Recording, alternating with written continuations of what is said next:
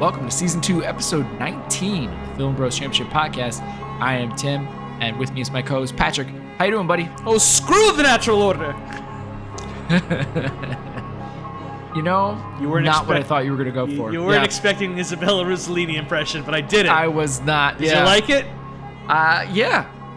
Not bad. I mean, I knew what you were doing as soon as you went for it, but there's so many other really good lines that I really thought you were going to go somewhere else. You're saving for the later. Okay, fair enough. I honestly, ever since I was trying to think about what line to do for the opening of this episode, and all I could think of is, "Oh, Johnny, you know I love my big beef and cheddars."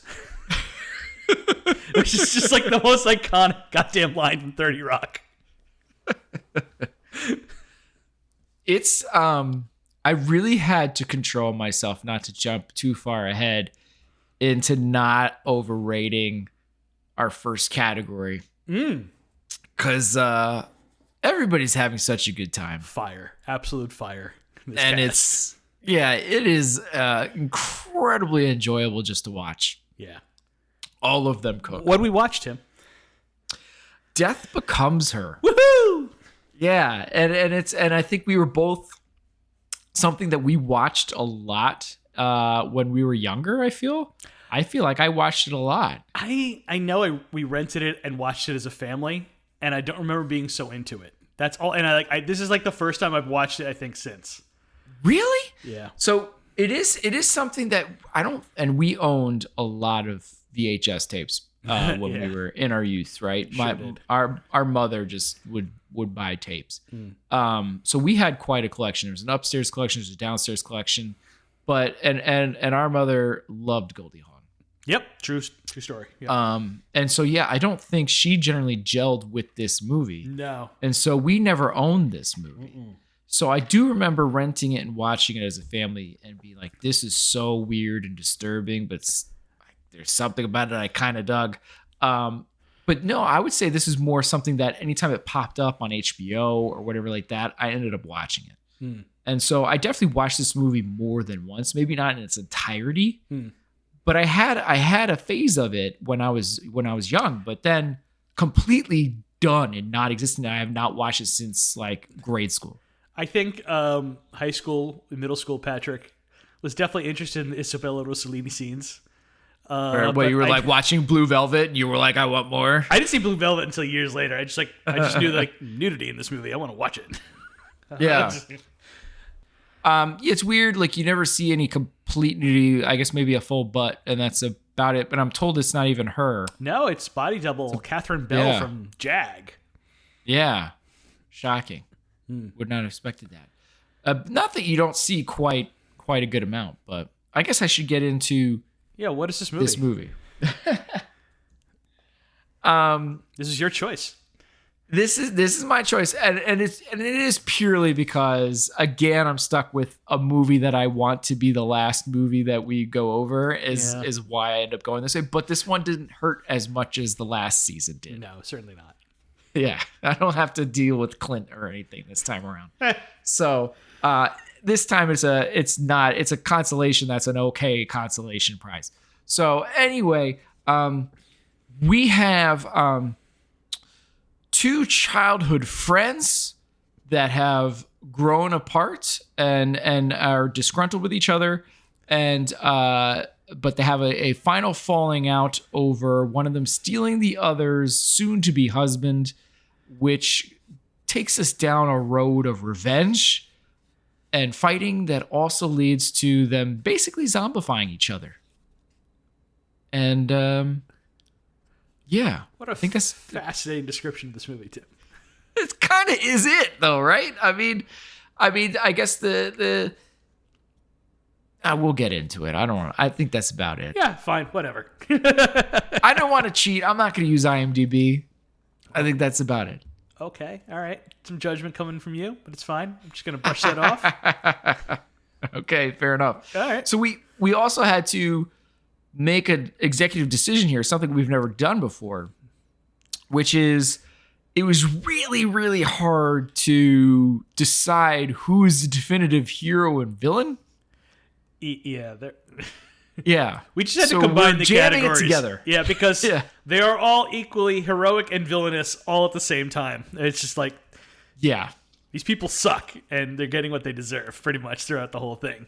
Basically, and I guess one technically pulls out at the end of being the hero, but they really had to be backed in the corner to be forced into being that. Yeah. So let's see. First off, our major character Madeline Ashton, played by Meryl Streep. Madeline is an aging star obsessed with holding on to her youth for as long as possible and has a quick temper and zero patience. It's really funny every time she loses it and the real Madeline comes out. Oh yeah, it's great. And actually, it's also great because of how Bruce delivers his like every time it comes out is actually great. So it's a great pairing between the two reactions. Like I said, I haven't seen this movie since, I don't know, maybe I was 10 years old. Not in full anyway.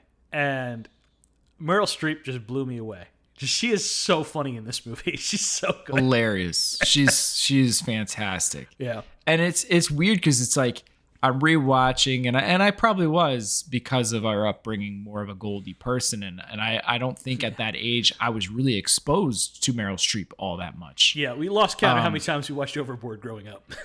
Yeah, exactly. So I'm kind of probably all on board for Goldie Hawn's character, and rewatching, I'm like, yeah. Oh my gosh, like Meryl Streep is amazing in this movie. Yes. Like she's having so much fun. Yeah. Then you got Helen Sharp, played by Goldie Hawn. Yeah. Helen is a motivational writer who is obsessed with getting revenge on Madeline for constantly stealing her boyfriend/fiance. So I didn't catch that she was a motivational writer. Interesting. There was a line of dialogue in there later on when they are confronting each other about both having taken the serum and everything like that. And right. She figures out she's talking about, you claim you took free weights and exercise or whatever, but you're a liar and I can see right through you.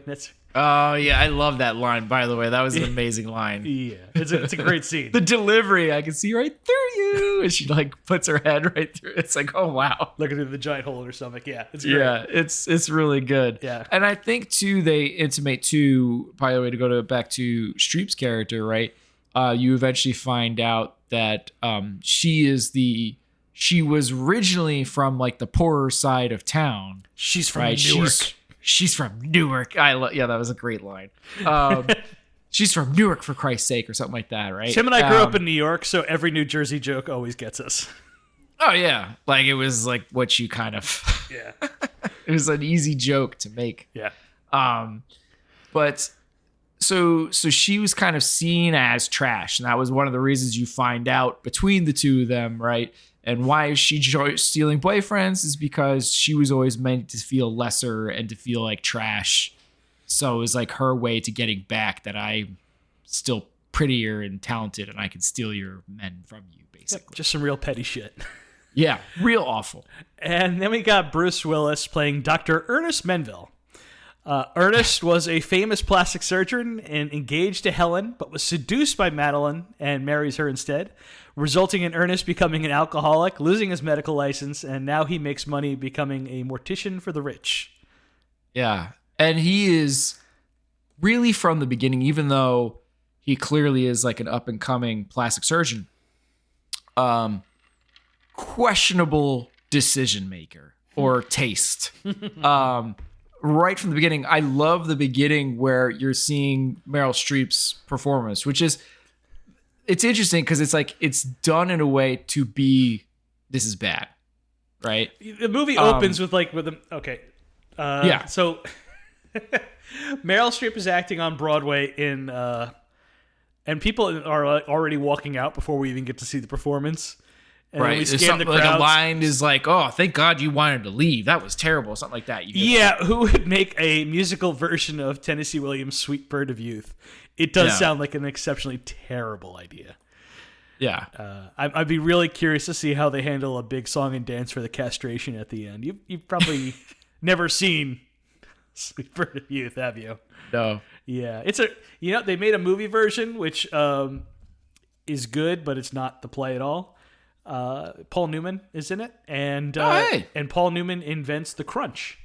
He shows that to the masses. Like, these are called abs, and this is how you get them. And it's like, 1959, and it's very impressive. Like, oh, sir, okay. Wow, yeah. Good looking dude. Yes. So yeah, Meryl's doing this big song and dance.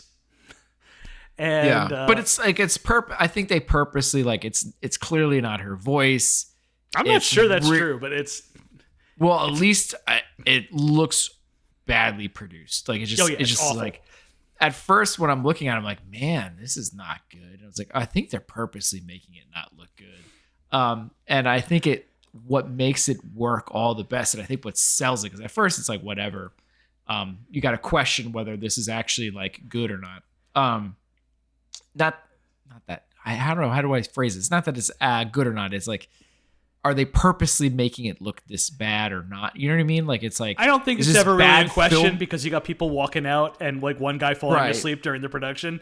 Well, it's bad. You eventually get that, but I think what hammers it home and makes it so good is Bruce Willis being enthralled, and he's so captivated, and Goldie Hawn's yes, there it is. Look at him of, like, looking at her and looking at him and being like, what is wrong with you? Like, it's not that he left you for her. That should have been the red flag. It's the most subtle WTF look I've ever seen in film. Like, yeah. It's really... Yeah, exactly. It's a brilliant facial expression on Goldie Hawn's face. It really is, because it is not over the top. It really isn't. It is just enough that makes you laugh pretty good. That's like, this is pretty great. Yeah. And I love this performance too from Bruce Willis. He really gets the pathetic thing down, and it's pretty funny. Yeah, it's good. It's 90% works for me. There's some times where I think he goes a little too big. But I think this is the kind of stuff I wish he had done more of. I like seeing comedic Bruce Willis, especially when he's playing against type. What was that movie? Oh, Blind Date. Yes, thank you. You knew exactly what I was going for. Yes. That was the only other performance he gave like this, yeah. I like that movie a lot. So did I. No one else does. We're the only ones. Again, real long time. It has been I've been curious to rewatch, yeah. Yeah. So who knows? Mm-hmm. But it was a real long time since I saw this movie, and I ended up liking it. Yeah. So, So I don't know. Who do you want to start with? Should we start with one at a time kind of deal? I'm just going to go through beat by beat and stuff I loved in the movie. Okay. Fair enough. So that's the first thing I loved is the Bruce Willis Goldie Hawn thing.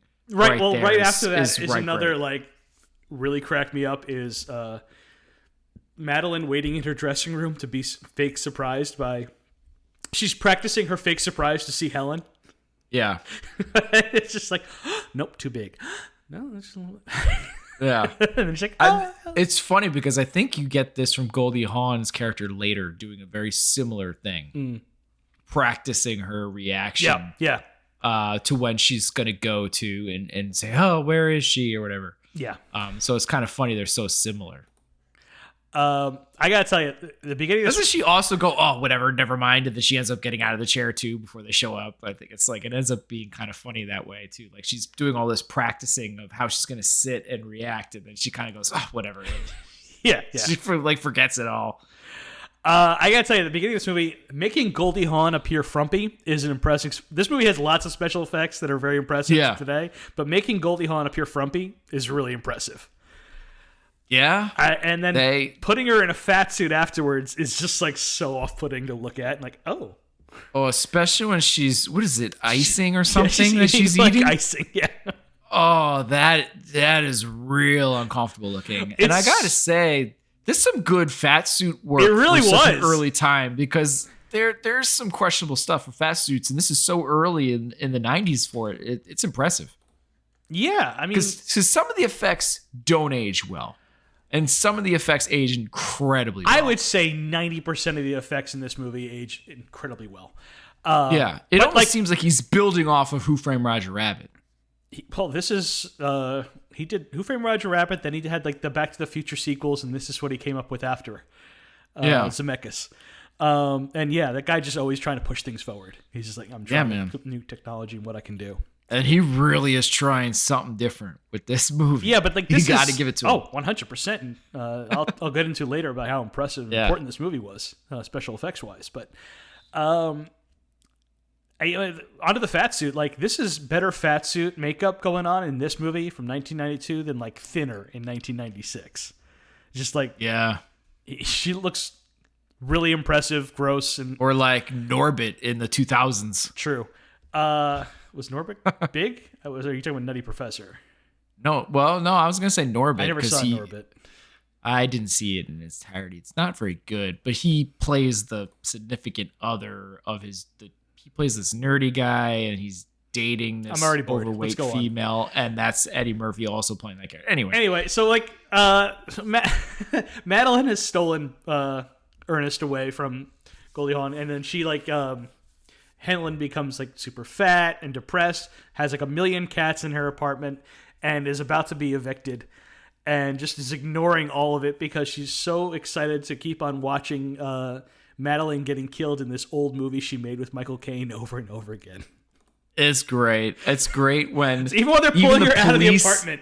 The police barge in, they're trying to pull her out, and she just needs to, like, because she rewound one more time, and she just needs to see it one more time before they pull her. And she's not freaking out. She's not screaming. Yeah. She just has this look on her face and the smile when she sees her die again. It's like, wow. Yeah, it's great stuff. Fast forwarding to the future, I'm going to skip her time in the... Let's say, then she goes. Yeah, because that's one thing I got to say, right? Because this, and I read a little bit too that it's done on purpose. This movie zooms. It really doesn't want to dwell too long. You get 7-year time jumps every once in a while. I think you get at least 2 different 7-year time jumps. And I think I remember reading too, where Zemeckis basically said he cut a lot out. Of this movie, and he really wanted it to not dwell, and he wanted it to be faster paced. Yeah, it said 6 months, then 7 years later, but then when Helen and Madeline reunite, she says 12 years. So I'm a little confused on the timeline there, but it's weird. I love Ernest waking up on the floor and is dead in his study years later and being disgusted with the Bloody Mary the maid has brought him. He just like takes a big swig and he's like, oh, more vodka. Yeah. And then he asks the maid, like, is it up yet? It's like, it's a hell of a way to talk about your wife. Oh, yeah, it's pretty so great. Yeah. I mean, it's just like, right, she's doing this whole, like, I'm awake thing and the bed's made and, you know, he's upstairs again type of deal. She's forcing the maid to tell her every day that she looks younger every day. Well, at first it was only because they get the line where it's like, it's only supposed to be a week. And then once a week she's supposed to do it. And she's like, I think I want it every day now. Yeah. Just like, oh, that's so good. So like, yeah. So the maid is easily in that line with Bruce Willis' character commiserating like, yes, it is downstairs. I love Madeline and Ernest bumping around Helen's party, trying to catch sight of Helen. And when they see the now skinny and beautiful Helen, Madeline's like, we're leaving. Oh, yeah. And then Bruce Willis is like, oh, no, I think we need to go say hi. Or whatever. And just like this, but like the we're leaving is just filled with like so much dread and worry. And I love the whole slow buildup of her walking towards, and then you clearly see, nope, she's chickening out. She's going to turn, and that's right when she turns and says her name, and then she's stuck. And it's well done. Yeah, and like the little the cat fight, argument between the two of them, which like 12 years, 12 long years, and you have a waist. Which is what Madeline says to Helen, and Helen comes back with, oh, you came. I didn't know if you would, but I spoke to your publicist, and she said Madeline Ashton goes to the opening of an envelope. That is incredible. It's so insane. It's like rapid fire pettiness jokes. Yeah. Between the two of them every time they're on scene together. And it works for me every time. Every time. And then Helen great. gives like Madeline this like big lipstick kiss of revenge. And it's a really nice touch because Madeline gave Helen the same kiss in her dressing room at the beginning of the movie. But Goldie Hawn's like bright red wet lipstick reminds me of the female Gremlins lipstick for some reason. With like the red dress and everything. Yeah, I'm like, this is unpleasant. Yeah. I don't like this. Another movie I have not seen since my youth, Gremlins 2. Oh, you should watch it again. It's still great. I believe, yeah. And I love the look on Madeline's face as she spies through a fern, watching Helen and Ernest talking. Yep. It is so good. It's so funny. And so after all this encounter and everything like that, Helen just needs to get Madeline needs to, I'm going to keep on confusing those names. Madeline just needs to get the hell out of the house. Yeah. And she goes to see her fuckboy. Oh yeah. And it turns out he's banging a younger woman, and he's on the spot trying to come up with something. And she just like, once again, this is what one of those great real Madeline comes out, and she's like, "Oh, for God's sakes, just lie quickly."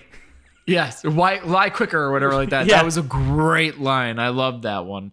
I also, just to have a slight dramatic moment, I too love is like where she's walking away and like, well, he's like, well, God, you know how many people tell me how embarrassed it is between the age gap or whatever between the two of us basically, and like there was like the look she puts on her face too there. It's like, oh, and then the sky opens and it starts raining all of a sudden on top of it. Like, pouring. Yeah, it's chef's kiss beautiful. It was a nice moment. I'm trying to remember. There was another Bruce Willis moment in between here that I loved, and I'm now drawing a blank on it. Hopefully, I remember it later. Is it when he's at the bar and the fan? Yes. Yeah. Yes. I love that where he's like clearly drunk and I don't care moment. Yeah. Mary Ellen Trainor, who Tim knows Lethal Weapon. From the Lethal Weapon movies, a psychiatrist. She was actually married to Robert Zemeckis at the time. I didn't know that. Okay. Yeah, and honestly, I was surprised because she kept on appearing in a lot of Richard Donner stuff. So like when Richard Donner and Robert Zemeckis, along with a couple of other people, Joel Silver, all got together to reboot Tales from the Crypt. Mm-hmm. And Donner actually directed Mary Ellen Trainor in an episode. And this whole movie was basically conceived as a Tales from the Crypt movie sequel. To the original movie, that. not the Demon Knight movie. Right.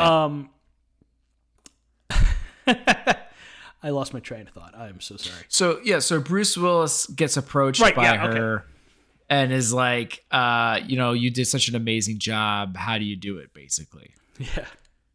And so Bruce Willis just goes on this, I'm impressed with myself here a little bit. And I'm going to have no tact, and I'm just going to kind of explain how I do this this process of how, the makeup doesn't really stick, so I use paint. Like spray paint. That's spray paint. It's just spray paint, Yeah. and then he goes into why he uses spray paint and everything like that. He's got this little smile on. He's clearly inebriated, and he's so a little proud of himself. And she's got this horrified look of what the hell's the matter with you, and walks away. And he just kind of gives this, thing about it, and like, oh, this man just doesn't care. His life is awful. Yeah, it was a nice moment. I love later on when Helen comes over to Ernest's house and she starts seducing him with her plan to murder Madeline. And she and does the whole story thing. Well, before that, she goes like, "You're a powerful sexual being, Ernest." I am. And then like, Helen constantly saying the word sexual and like dropping octaves each time to turn on and seduce Ernest. It's just really funny. Good work by Goldie Hawn. Oh yeah. And then at some point she just like, she gives these looks and just goes, sex, and just changes it just to be even more blunt. And it's so funny. Yeah. It's like, I used to not be able to say the word sexual. Yeah. Sexual. Sex. It's great. Because it's clearly like they think this man's an idiot. Yeah. Oh, yeah. Yeah. And it's fun. It's funny. And he plays into it. There was another great line too where everybody else is caught up on what's going on a lot sooner. Oh, and Bruce Willis just goes, "I don't think this is a miracle." yeah. Wait a minute. I had that one written down for later, but yeah, we get there. It is a great line for Bruce Willis and a great delivery. Maybe my favorite line reading, but unsurprisingly, goes to Meryl Streep, where after she takes the potion for immortality, and then Liesl says, "Now a warning," and she responds with, "Now a warning." That was a pitch perfect delivery from Meryl Streep. It's amazing the way she delivers that. Everything, the facial expression with the cadence of her lines, the way she delivers it. Man, she was on her game in this movie. I love Madeline rushing home to immediately try on spandex now that she loves her body. Eddie Murphy did the same joke better in Nutty Professor, but it still works great here. It does. Well, I think it's interesting before you get that right is the effects they do to see her butt raise. Okay, so I have that in action because I wanted to talk about the special effects. So if you want to that's fair. Okay. No, we'll save it. Okay. Right. But did we skip over? I'm skipping over a lot because I have so much did we to skip say. over Goldie Hawn's plan because I like that moment from her as well? Yeah, go ahead. Okay. So Goldie Hawn, after the whole seduction type of stuff is right. Sorry. I'm just going to go with the actors' names. Come on. Cut me a break. They're so iconic. You just say their names, you know who you're talking about. But anyway, so Goldie Hawn, Helen, is going over with Bruce Willis Ernest? the plan to. I hate you right now. To how they're going to kill Meryl Streep. Yeah. And I didn't say the name that time. Okay. So Helen? That whole sequence of it, you know what it almost reminded me of? It reminded me of something I that had this in action. That's why I remember the sequence. Why I had an action. But go on. Yeah. Yeah, it seems like this is gonna get homaged or ripped off later in Ant-Man, where like Louise's stories. You know what I mean? Yeah, he does the stories, and then like they're trying to like duplicate the lines, and there's like some weird funky things going on in the background, and like it seems like Ant-Man basically took that idea from this movie. That's what it felt like. It's possible. I'm not saying it was. I'm just saying I'm saying it's possible. Yeah, it just really felt like it. It kind of had that energy to it. The deliveries from Goldie Hawn in this sequence are stellar. The way she's saying things to Bruce Willis, the way that she's like reciting it almost verbatim again or whatever, kind of in that same way as Ant-Man, right? In the sequences, it's so funny. It's really good. I really dug that part. That was we said a lot about Bruce and Streep there. It's a great Goldie Hawn moment in that sequence. Yeah. Sorry, back to Meryl. I love after she gets home from after the potion and everything like that, her and Ernest get into it. And she just starts like laying out limp dick jokes to him. Yeah. She was like, flaccid. She just kept on saying the word flaccid over and over again. Flaccid. Yeah. She's such a bully. It's so funny. It's so good. So Helen dies, and we'll get into that later. Yeah. I'm sorry. No, Madeline dies. We'll get into that later. There you go. Yeah. That's why it's easier to just say Streep. You're right. But still, I'm going to try. I'm going to persevere. All right. Fair enough. Good for you. And Ernest freaks out and immediately calls Helen. And right. He's so excited. I did something. Yeah. Kind of deal. And then she's just like, what part of the plan did you not understand? We went over it 3 times, Ernest. Yeah, this is another great Goldie Hawn moment. It's such a great delivery. Like, again, like, this man is stupid. Yeah, exactly. She's just showing him, like... he's immediately going, like, oh, yeah. He kind of... yeah, it's like, you screwed this up before we even started. Like, I literally put the idea in your head, and you already screwed this up for me. And I've been planning this thing for, like, 12 years. I love the pratfall by Bruce Willis when he realizes that Madeline is still alive. Yeah. Where he goes in between like the table behind the couch and the couch at the same time, just falls right on his ass.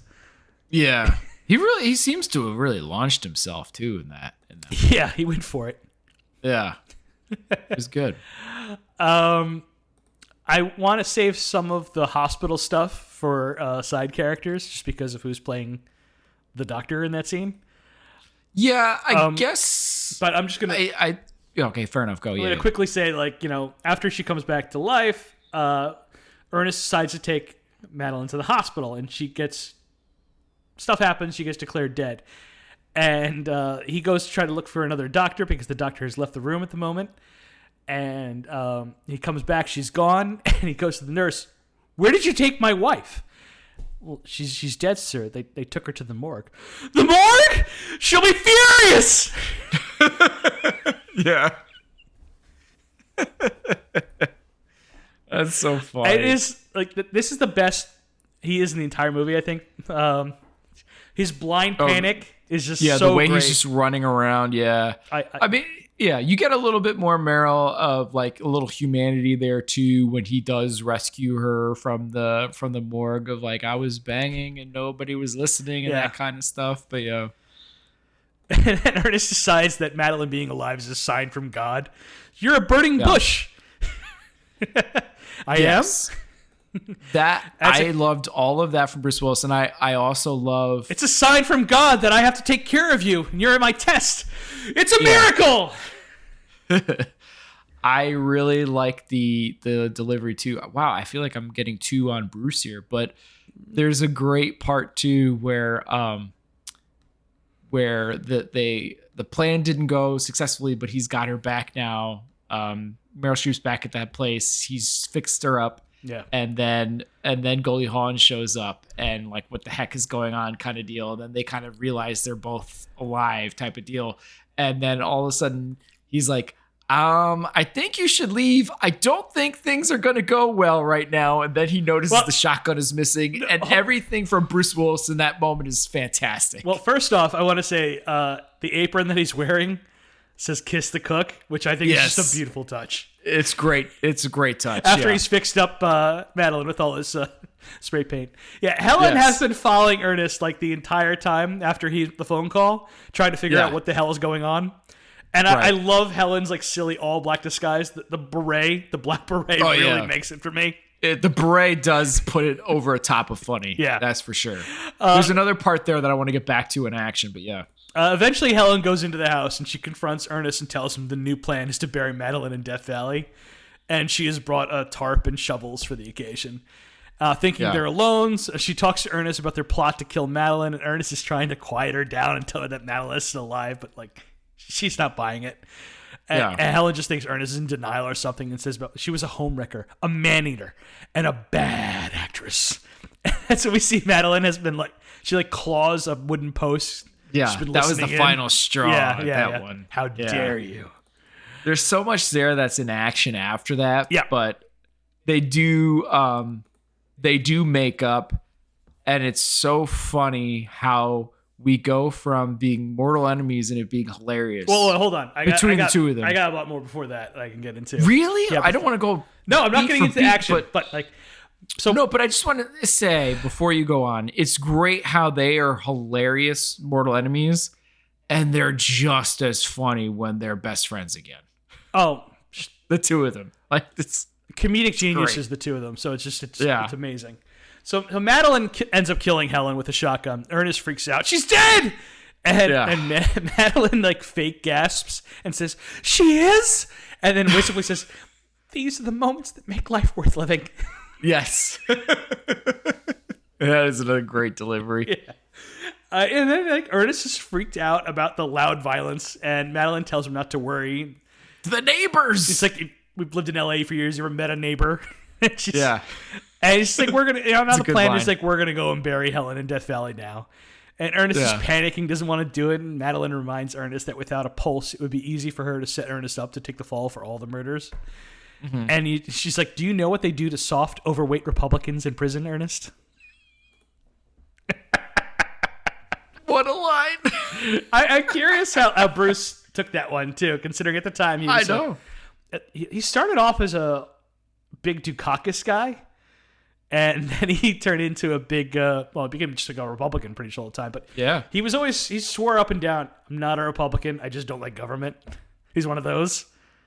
Oh. So he's sort of like he's the social liberal, fiscally conservative type. Just, I don't want to pay taxes. Yeah. I think that's how. I don't want to pay taxes, and I want my I'm not going to guns. get political. I'm not going to say anything. Okay. So Helen comes back to life with a giant hole in her stomach. And Ernest is... Yeah. Ernest and Madeline are freaking out. And Ernest like, there seems to be something wrong with your blouse. And that's where like Helen looks down. It's like, there's a giant hole in me. And Ernest tries to make the best of it. He's like, it's another miracle.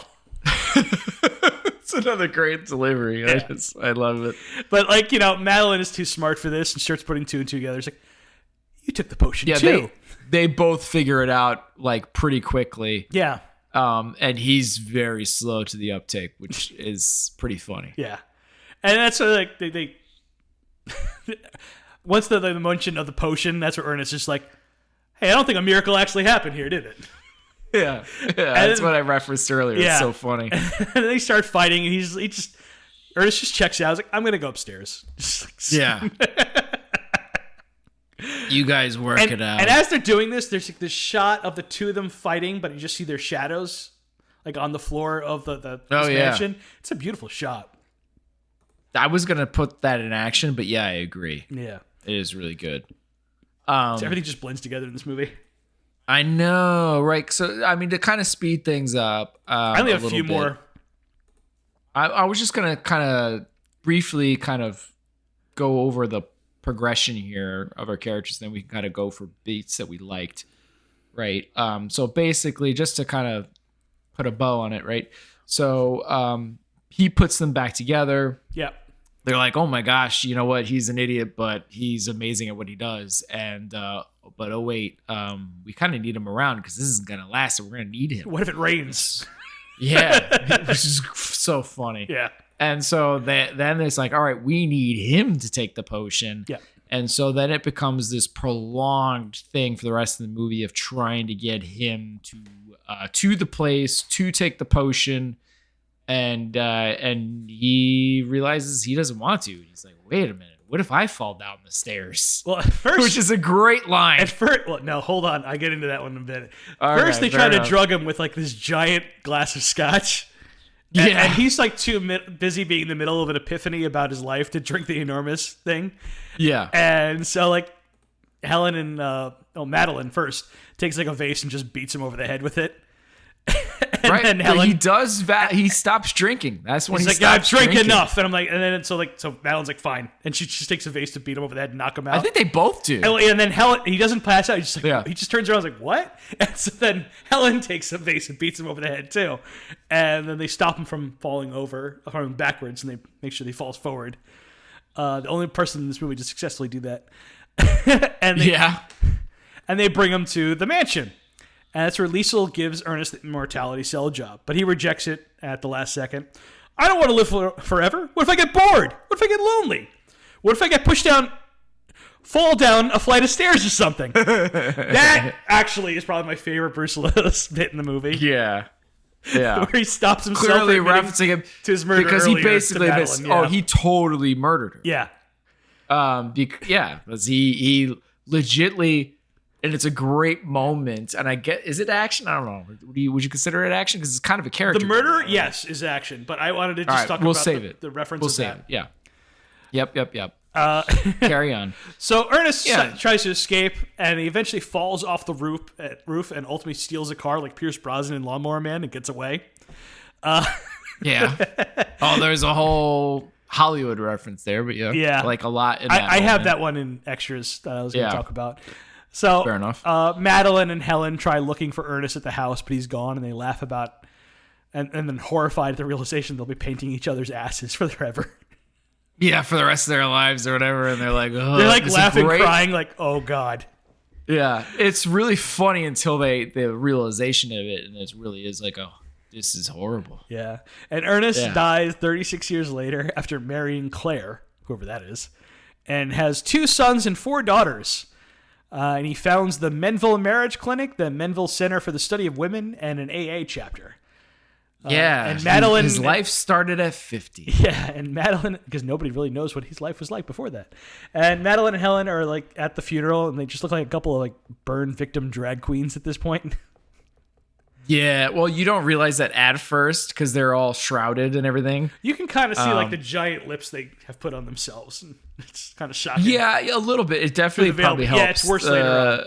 Yeah, I think probably the quality of things have probably helped that you can kind of see it. There's no way originally you could have made that. That's a good point. Yeah, thank you, HD. So that's all I want to say for just the characters. We'll get into more in action and everything. So what did you end up giving heroes/villains in this? So I struggle with this category. I really did, because out of a possible 10, what'd you give them? Right, and I really wanted to give it like high scores, and I kind of felt like I had to kind of control myself here a little bit too. So I gave it a 7 out of 10. So did I. Oh wow, okay. Yeah, I figured like 3.5 for each one. Like, yeah, it's kind of perfect. They were all amazing. Like, I don't think I'll remember the character names like 2 weeks from now, but I'll remember Bruce, Meryl, and Colin being Willis. Amazing. Yeah. Yeah, you're gonna remember them and their amazing deliveries. They're all though just I mean, it's not bad, right? They're horrible characters, but they're purposely written. Yeah, exactly. And yeah, so they're all horrible and pathetic. Right, exactly. And they all have their hang-ups that they cannot get over, although technically Bruce did eventually. But he really had to get pinned into a corner for that. So like it's weird. It's like it's kind of hard because it is what the movie intended. It did exactly what it wanted to do. So it's I have a weird thing here, a hang-up where I'm like, why am I docking it so much? But I don't think you're docking, 3.5 for each one. That's fairly high for either one of those categories. Okay, fair enough. So action. The effects of turning young are impressive even by today's standards. Not sure how they did the butt lift. But the boob lift was done by having Meryl Streep's dresser stand behind her and push her boobs into place. Yeah, I heard they did try it with like a bra. Like they had a pneumatic bra and it didn't work. Yeah, it didn't work. Yeah, so then the dresser thing was pretty funny. But yeah, the butt thing was pretty impressive. It was. I'm like, I don't know how they did that. Yeah, I am. The hand thing I get. That was like okay. The hand thing I didn't think looked amazing. Because there's like sometimes we're just.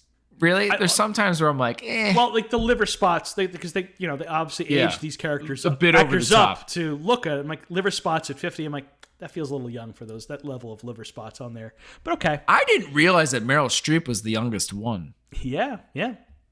Which was like, whoa, okay.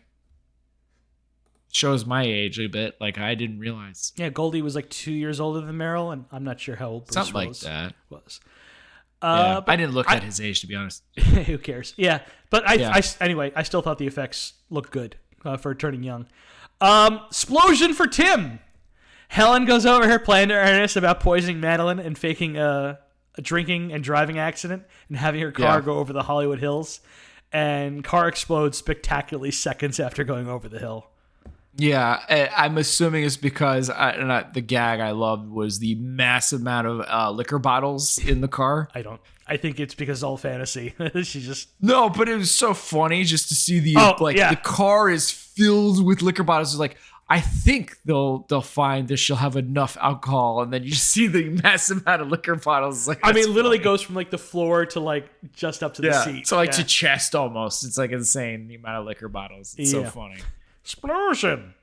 Explode. There you go. I thought you'd be happy. I thought of you when I saw it. I'm like, oh, Tim's going to be thrilled. I do love an explosion. And it's a good explosion. It's okay. Yeah. Madeline and Ernest have it out, and he tells her how unhappy he is about how much he hates her, and she unloads on him, calling him flaccid. Ernest starts choking her and brings her to the edge of the stairs and stops before going all the way with it, and he starts apologizing. But Madeline is about to fall and begs for Ernest's help.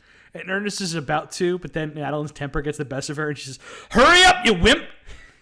Yeah. And Ernest just gently like pushes her with just a finger touch.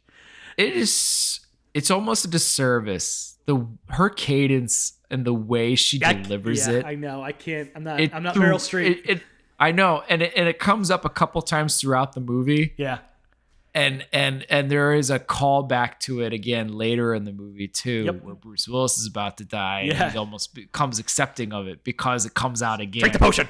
And it's perfect, and it's hard to do it justice. I can't. She's just too good. So like Madeline falls back and immediately falls on her neck. And then tumbles down the rest of the stairs. And it's kind of vicious the way the neck snaps. Yeah, I know. It's vicious. I know the land on the neck is CGI, but everything after it looks either like a really, really good dummy or an incredible stunt by a human being.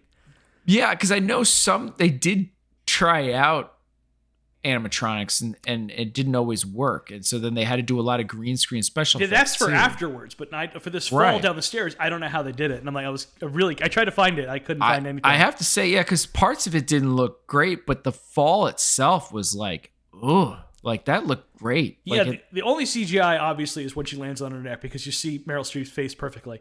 Everything after that is, like I said, that's real. I don't know how it's real, but it's real. Well,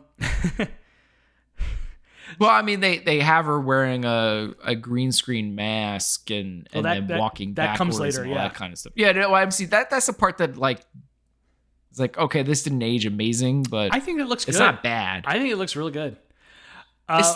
There's worse stuff out there.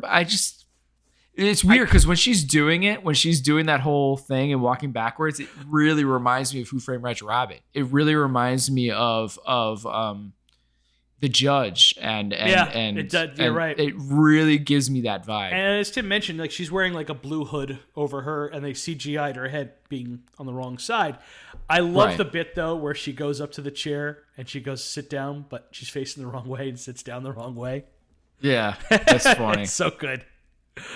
So fast forwarding, you have the confrontation between Helen and Madeline, and if she's alive, then tell her the shotgun blast. She goes flying. Before that, okay. I want to back up. If she's alive, then tell her to come down here and kiss your what?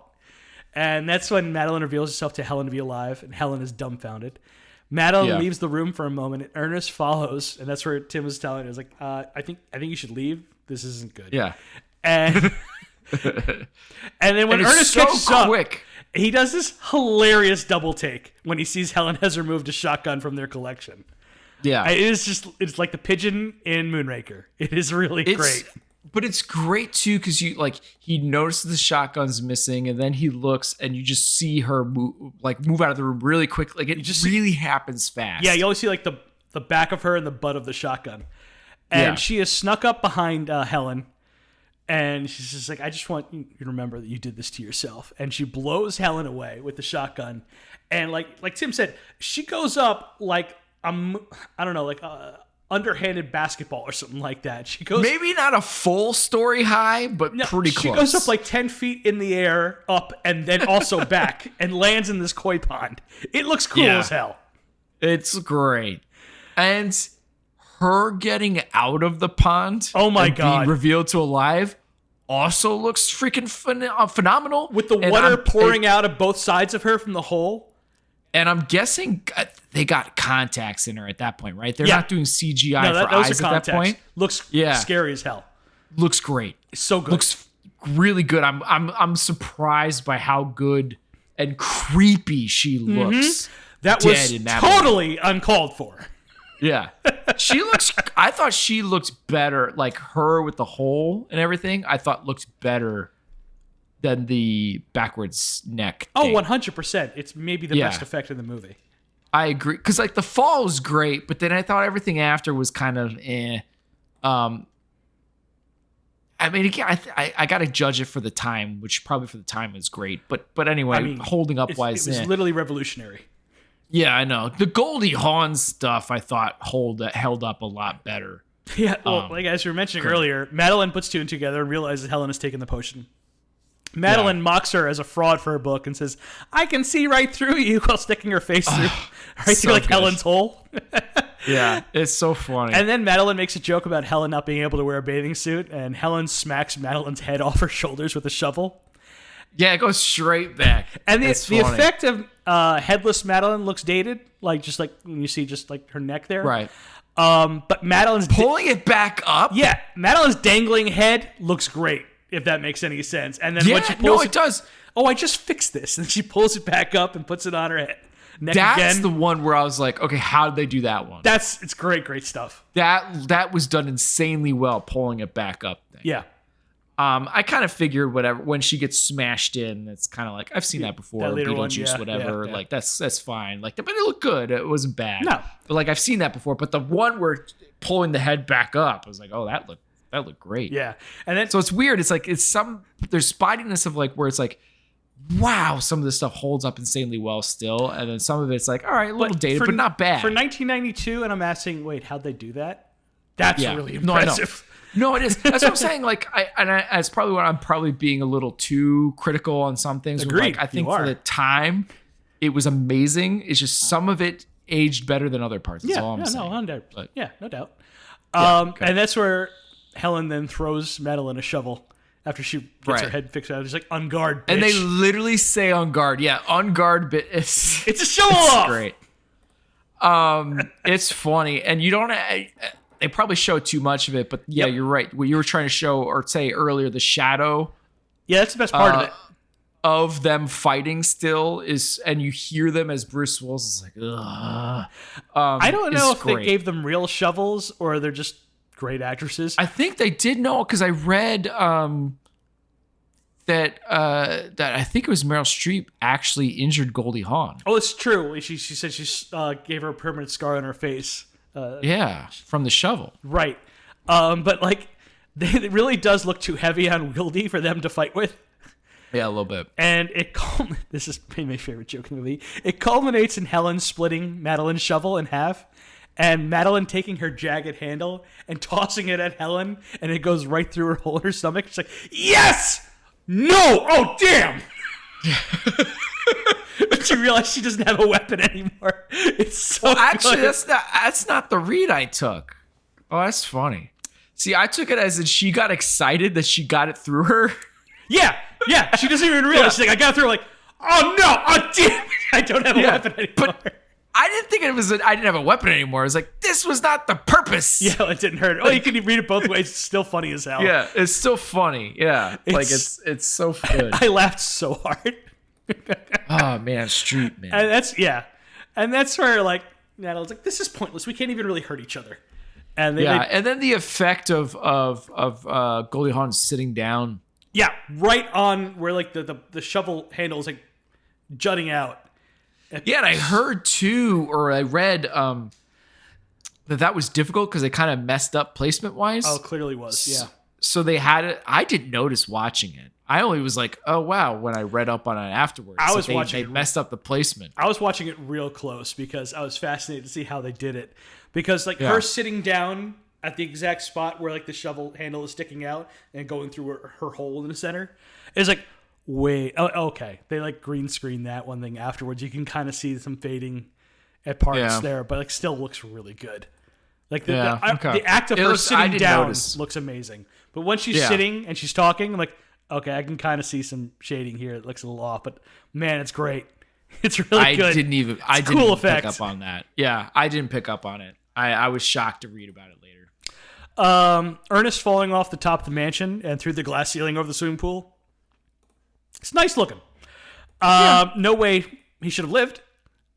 No. Just the amount of glass that he broke through. Yeah. Like stained glass at that, so it's like extra thick and sharp. Thicker glass and all that kind of stuff. Yeah, I was like, okay. I don't know. That's the miracle. I've definitely seen other movies where people fall through glass ceilings and they're dead. Yeah. Then you get to the end of the movie. Helen is about to fall down the stairs outside of the church at Ernest's funeral. And Madeline refuses to help her, so Helen grabs her and they fall together and shatter into pieces. It's very reminiscent of her death in the earlier in the movie, right? So it was funny. And then Madeline, you see Madeline's severed arm is like drumming her fingers, kind of bored by this. And Helen's head is spinning like a top, and when it finishes spinning, she asks if Madeline remembers where they parked the car. End of movie. Great stuff. And that one surprised it didn't look awful. No, it looked good. Yeah. I'd say 90% of this really holds up beautifully to the point where I'm asking, like, wait, how'd they do that? That was really good. That was good. So what did you give action? I feel like I go first every time, but I went 3. Tim, we are 2 for 2 on this so far. Oh, wow. Okay. We are simpatico. I mean, yeah, the effects were mostly impressive, and I think what's holding it back, right, is a few things maybe doesn't hold up. I almost wish there was more of it, but it was great. Yeah, to be honest, right, and maybe that it's in LA also probably hurts it, because there was a few times like, man, there's a lot of thunder and lightning happening and rain in Los Angeles. This is a little weird. That always cracks me up when they do that in a movie. Yeah. If you've ever been on the West Coast, or, well, the Southwest, if it rains, everyone just stops and like panics, like they don't know what's going on. It's like if it snowed in it. Not a normal occurrence. It's like if it snowed in Florida, they'd be like, what is this? You know, it's the same idea. Like general South, they freak out, but yeah. Sure. So mentor sidekick, only got some side characters. No mentors here.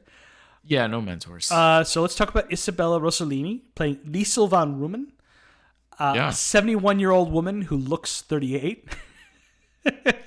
She didn't like that. She was actually 39 when she was filming this.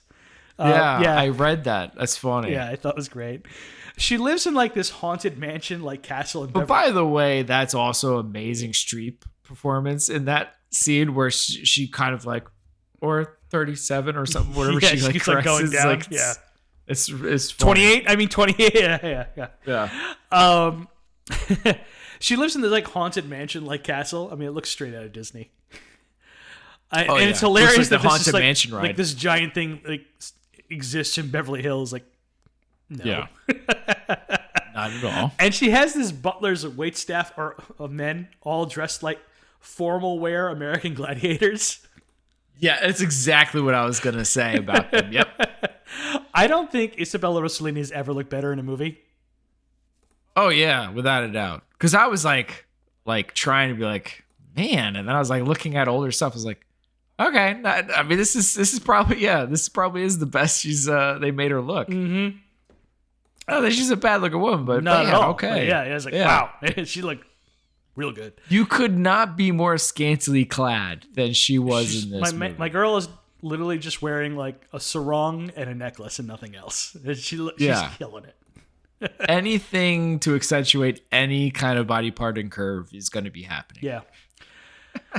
Anyway, yeah, she has the potion that can make people immortal and young forever, but it costs. Right. I think her white robe, by the way, is the most clothed she was in the entire movie. Yeah, but at the end of the movie. Somehow they still had to have her show cleavage while she's wearing that robe too. Right, of course. Yeah, thought she was good. Could have used even more of her, to be honest. She was. I was a little disappointed too, where you do get like her last little appearance where she's just like, all right, you better find him, basically. And that was it. And it's like, man, you think she would have been a bigger thing at this point, because clearly she's running this town. Like, I kind of wish we could have seen the scene where she confronts Helen and Madeline, but it also would have been just repeating the same information we had before. So I understand why Zemeckis cut it, if it even existed. Sure. Or if you were to do a remake, maybe an Origins, because apparently that was originally in the script. There was a thing about her being Cleopatra, maybe, which sounds kind of dumb, but because I guess that's where the Egyptian influence on the bottle stuff came from. Yeah, the Ankh, yeah. I'm curious to see how much she had of it too. But yeah, you could definitely make more of these movies. Yeah, because clearly you can make more of it, because they drink a whole vial of it every time they drink it. Right. So where is it coming from? Yeah, got lots of questions, no answers. Yeah, for sure. See, I like when Madeline is at the beauty spa and her beautician is played by Michelle Johnson, who we just saw in Dr. Giggles playing the stepmom. Oh, wow. And she has this like thick French accent that she drops immediately when she gets surprised by Chagall. We find out later is one of Liesel's henchmen. I think it was on purpose because I think everybody was supposed to have a fake foreign accent. Exactly, but it's funny. Yeah, that was a good joke. Yeah. Chagall's, which he was interesting. He was an interesting character. Yeah, Chagall's a weird character. Could you figure out the get the enigma? blinking. No, I don't get the blinking either. Because it went away. Yeah.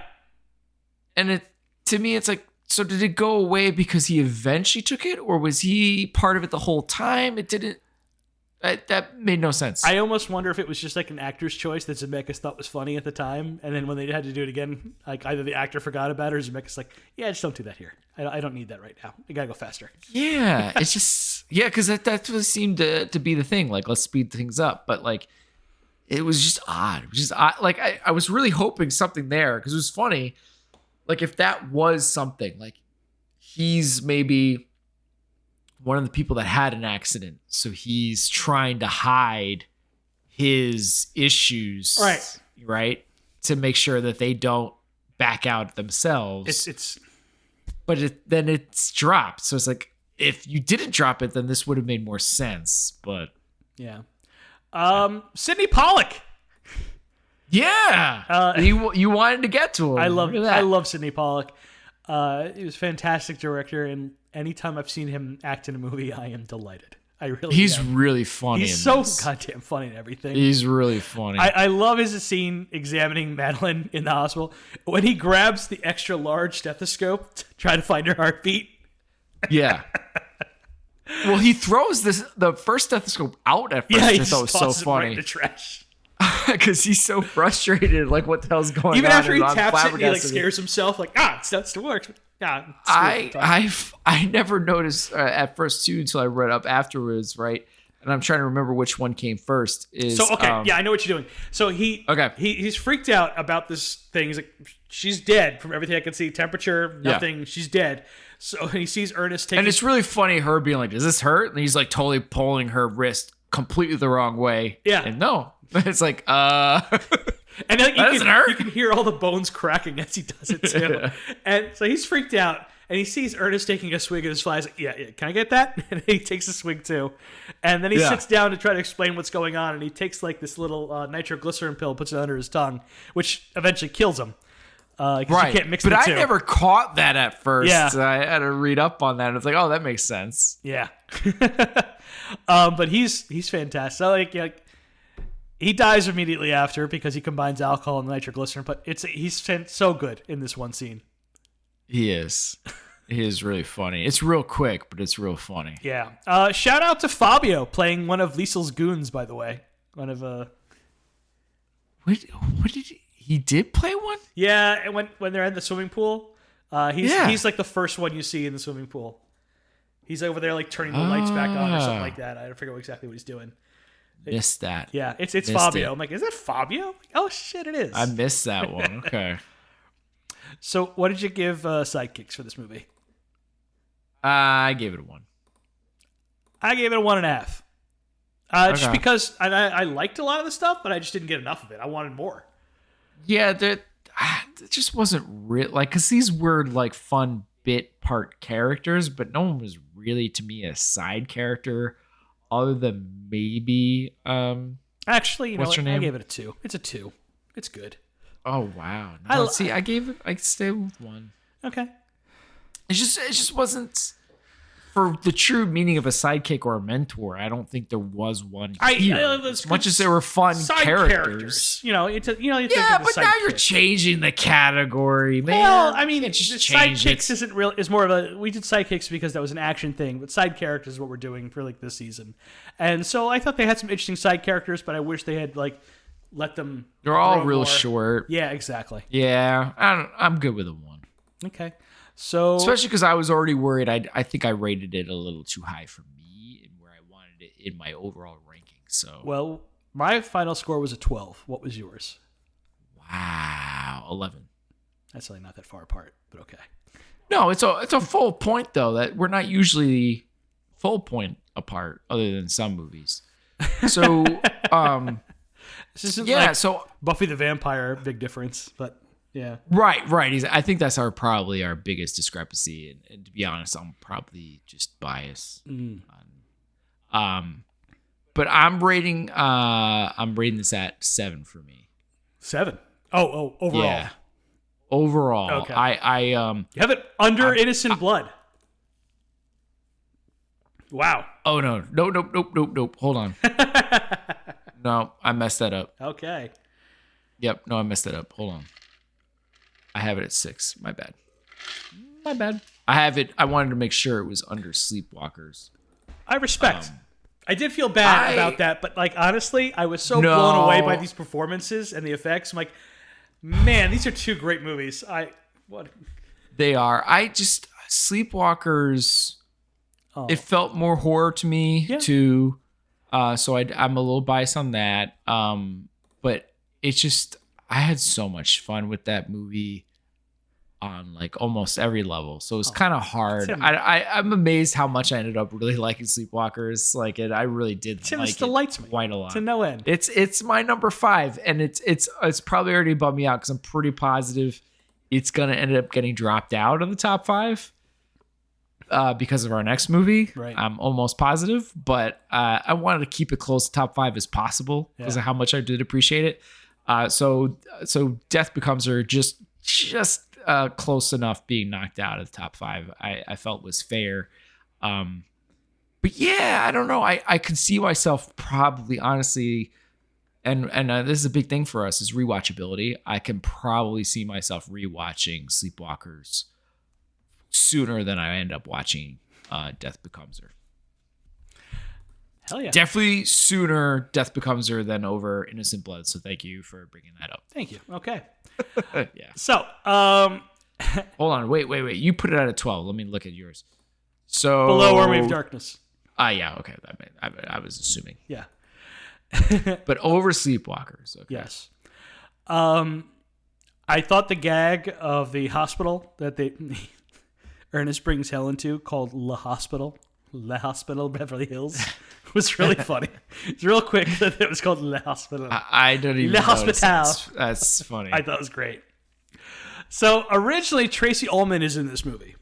Yeah, I read all that. That's insane. Yeah. It was all dropped. They cut her part out entirely. She played a bartender named Tony that helps Ernest fake his death, and they run away together and are married for 26 years. And Madeline and Helen, while living in Switzerland, look great and are miserable and mock each other. And they mock this old couple they don't even realize is Tony and Ernest living happily together. And that's that end of the movie. Yeah. I think Goldie Hawn, from what I remember too, they still end up falling down the stairs type of deal. I think that was in one version, but not in all the versions. Okay. So like Goldie Hawn really likes the original ending. I thought it was more poignant and everything like that. Meryl Streep kind of prefers like the silly ending that they have. That makes sense. From what I've read about her feelings about the movie. I'd like to see it before I made a final. I would love to see it, the ending. But I don't think it ever got saved. I would be worried because I feel like they would have had to cut out a lot of out for the Tracy Ullman thing. I think the pace would have been off, no doubt about it. I think Zemeckis was right about the pacing issue, but I would have liked to see the original that seems to be a big thing for him. And I have to say, like the first portion of this movie really does move to a point where it's almost borderline. Man, this is moving quick. Yeah, like it is moving, but it's what you need to get to. This is the most important part of the movie, so you got to get to it. Kevin Kline was originally cast as Ernest, but dropped out. I know that should also completely work, but almost. Like too different. I almost feels like Bruce Willis was doing almost like a Kevin Kline impression in the movie now that I think back on it. But because he's going against type so hard, it works better. I get what you're saying. Yeah. Like, I guess if it like you almost get like more a Fish Called Wanda, you almost get exactly almost a slightly different vibe. And I don't know if it works as well. I agree. Like as much as like it theoretically it should completely work. No, I'm sure Kline could have killed it, but we've seen him do that stuff before. But it's special when we see Willis doing it. I think it's a different level of pathetic. Yeah, I agree. Jeff Bridges auditioned for the part, but got turned down for Bruce Willis. That would have been really weird. I don't know what that energy would have been, and I would have been curious to see it. Because he can do manic kind of things, but like, man, I don't know. Especially this would have been like around like Jagged Edge, Jeff Bridges too. He's like, huh. Right. You know? Yeah. It really would have been a weird one. I don't know if you know this one, but before filming each scene, Robert Zemeckis would say, "Hold on to your butts," and David Koepp, the screenwriter, is like, "I like that line," and he decided to use that for a movie he was writing that came out the following year, Jurassic Park, which Samuel Jackson infamously says. Yep, infamous. Yeah, I did know that one. That was pretty fun. Yeah. Okay. So, Death Becomes Her had a budget of $55 million, which is $120+ million today. Domestic gross of just $58 million, but the worldwide gross is a little over $149 million. So the total gross ended up being, in today's money, over $326 million today. And I'm sure it did very well in video rentals and purchases and everything. It's become like a bit of a gay icon cult movie. I heard about this, but I didn't quite. It's the cattiness. Kind of get it. It's the cattiness, like, you know. Okay. Two bitches going at it. Right. Okay. Yeah. Got it. All right. Yeah, because at first it's like, really? Like, I didn't know that. For the same reason that like every Betty Davis movie is iconic in the queer community. It's just like we just love to see some girls going at it, being catty to each other. Yeah, I mean they're real awful, right? Exactly. Just some glamorous people being awful to each other. It's like catnip. Yeah. So Death Becomes Her debuted at number 1 at the box office with $17.8 million, beating Honey, I Blew Up the Kid, Mo Money, A League of Their Own, and Buffy the Vampire Slayer. Wow. Saw a lot of those movies. Yeah. And that's all I got. So, I mean, it did well. Like, it did well, but I don't feel like it did critically well, right? Like, it's... what did it do? I don't know. That's a good question. I never even... Because I feel like it did win awards, right, for its effects, didn't it? Yep, it beat Batman Returns and Alien 3 for best special effects, and boy, did it deserve it. Basically... definitely over Alien 3, that's for sure. The technology they created for this movie ended up making Jurassic Park possible. Yeah. So it's just like a really important movie effects-wise. Yeah. Makes sense. I can see it. I mean, dang. Now you're looking at critic stuff. Yep. I'm a little curious. See, it didn't do great with the critics. Yeah, that's what I thought. And I can understand why, but they're wrong. It's different. I think if they rewatched today, they'd have a different opinion. Maybe. I mean, it is a black comedy. Mm-hmm. It is dark. It is something like I don't even think I realized when I was young how dark this comedy was. Like when he's being mocked for being flaccid, I'm pretty sure I had no idea what that meant. Gene Siskel and Roger Ebert both didn't like Death Becomes Her. Shocker. So, well, it's not. They don't even like horror. Yeah, I know, but no. See, Siskel's thing was like he always got so angry if a child was ever endangered. I think he gave a bad review to Jurassic Park because there was a scene of children being. I know. And Ebert was always like, I don't. Ebert had some weird, fascinating opinions. Like, if he saw a horror movie, he'd think it was crap. But if he saw a kaiju movie, he'd be like, "Oh, this is the stuff. I love it." Like, there's like this, like, oh, what's that stupid turtle movie? Turtle movie? You mean Teacher Turtles? What? There's what is it called? Gamera. There's a Gamera movie that like Roger Ebert thinks is phenomenal, and I'm like, what? Okay, sure. And I watched this terrible movie the other day. Like in America, it was called Goliathon. Don't know. It's a Hong Kong King Kong ripoff. Okay. And Ebert liked it. He thought it was hilarious. Yeah. He gave it 3 stars. I'm like, he's out of his mind. This movie's terrible. But I mean, I guess, right? To each his own. Yeah, no, right? I guess. I mean, he loved those movies. I'm like, you know what? It's all opinion. Whatever rocks your world, I guess. Find a critic out there whose opinion vibes with you, and that's how you trust it. But right. It's weird though, because it's like there's people that love, and I do, and this is something that I have a hard time and grapple over. I love to have discussions, and I don't like this movie. You do. Like, I'd love to just to talk it out type of deal. And there's some people that are very more sensitive about it and are like, no, F you, I like it. Don't you judge me at all. And then just shut down. And so it's a hard thing to deal with because you should respect that too. And it's hard. It's hard in the movie community sometimes to have the conversations. Sure. And we all have our biases too. Like, put a movie on a submarine. I'm going to watch the hell out of it and like it. Oh, heck yeah. I'm gonna. I mean, even certain actors and actresses, it's going to be hard. Like, I'm going to be biased by it either going up or down because of who's in it. Mm-hmm. It's just going to happen. Yep. So that's all I got. Yeah, man. And you have our last pick. Dracula! Bram Stoker's Dracula. Most good. That's a different movie they're making fun of.